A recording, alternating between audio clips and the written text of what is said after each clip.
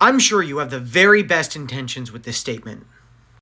But the road to hell is paved in good intentions, and there's a reason that saying has survived. We need God's definition of how to love people, not our own.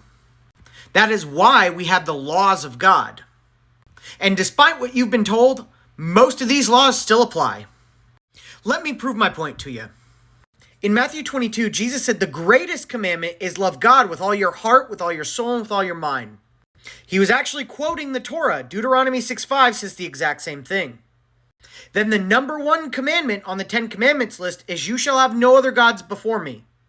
I think no matter where you fall on the laws that do and don't apply, we can all agree that loving God and having no other gods before him still apply. But here's the thing, if we don't know the laws of God and the parameters he set down for how to love him and how to have no other gods before him, then we're just doing what's right in our own eyes. Jesus said this in Matthew 15, "The people honors me with their lips, but their heart is far from me. In vain do they worship me, teaching as doctrines the commandments of men." Jesus was quoting the exact same thing God said in Isaiah 29. But why is this significant? It's because all the people all throughout history have been doing what's right in their own eyes and not obeying the voice of the Lord. Numbers 15, remember the commandments of the Lord to do them, not to follow after your own heart and your own eyes, which you are inclined to whore after.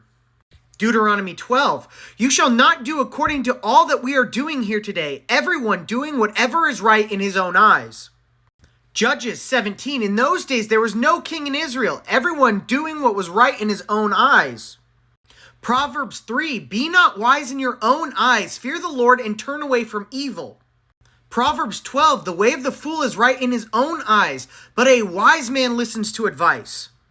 Proverbs 16, all the ways of a man are pure in his own eyes, but the Lord weighs the spirit. Proverbs 26, do you see a man who is wise in his own eyes? There's more hope for a fool than for him. I hope I've made my point here.